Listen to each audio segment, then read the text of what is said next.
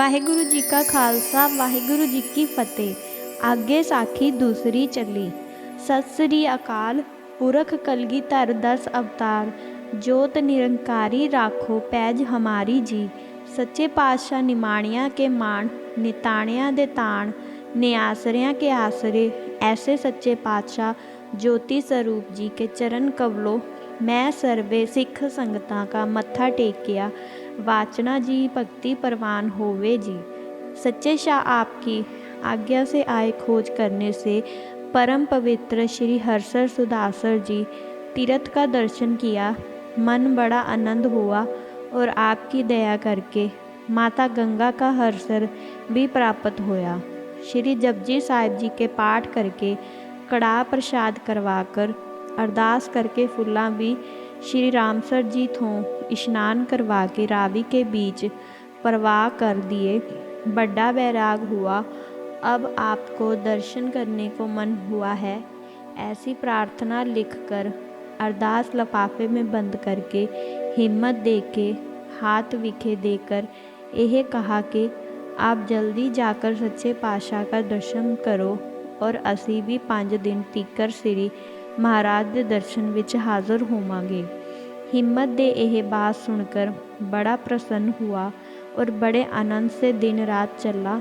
सतलुज से पार लंघ कर आनंदपुर विखे जाए पहुँचा। सच्चे पातशाह जी दे हजूर जा करके बैठ के शीस निवाकर भेंटां दियां तां श्री गुरु जी संगत से समाचार पूछा।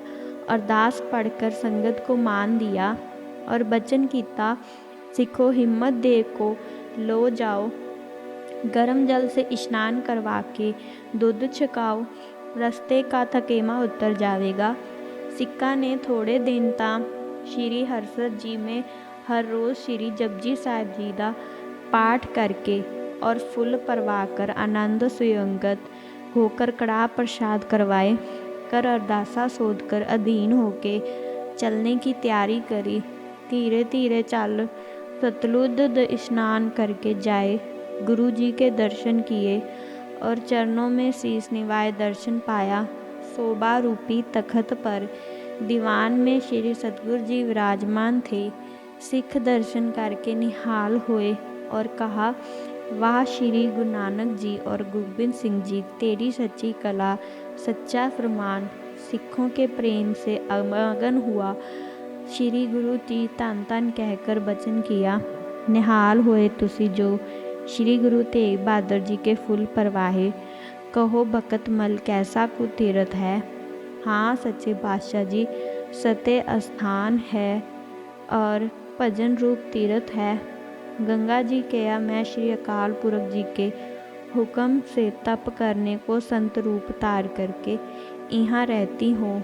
जो सिख श्री जपजी साहिब जी का दूध आहार करके पाठ करे शुद्ध मन से, तो सुते ही अकाल पुरख जी के दरबार विखे प्रमाण होवे और मैं भी उसको दर्शन देवांगी।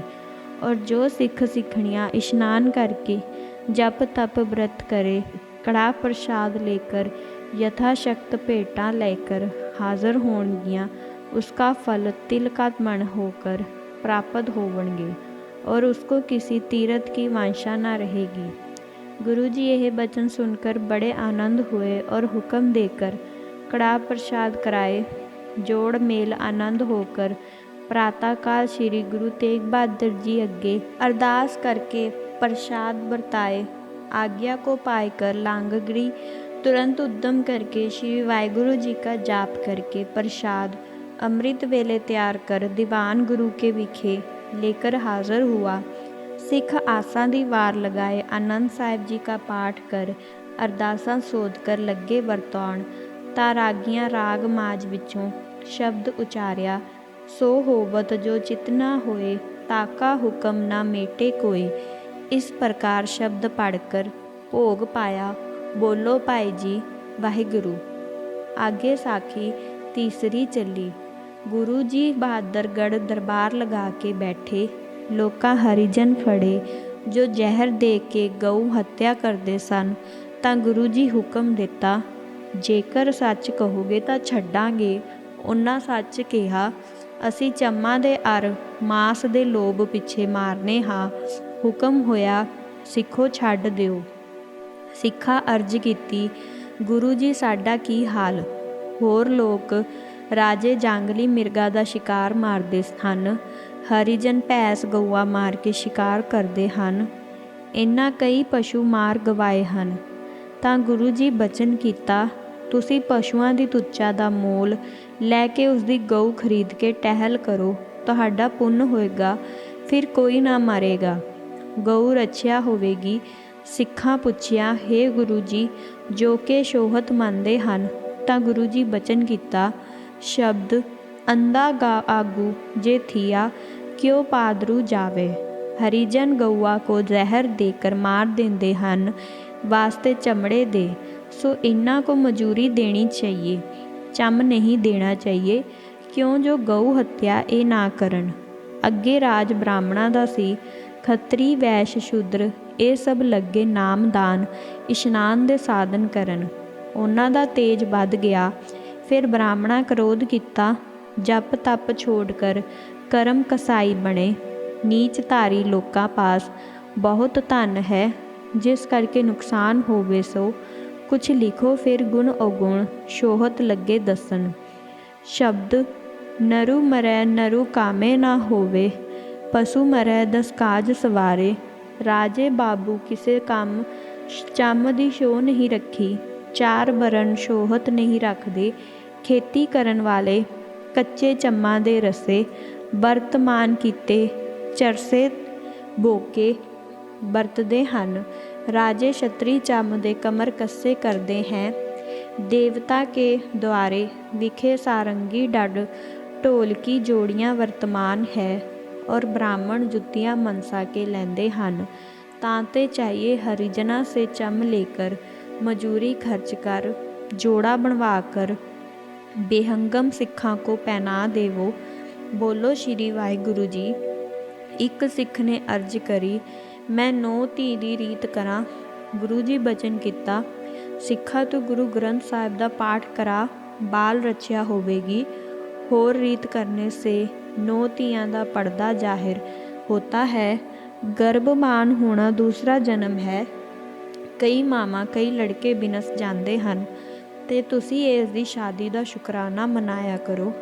नाम दान दे के भजन पाठ कराओ, सो इसदा भला होवे। चौपई सिख गुरु के आज्ञा मानी, साखी भोग जो पाए ज्ञानी। केसगढ़ को गुरु पधारे, सिंह वाहिगुरु मुखो उचारे।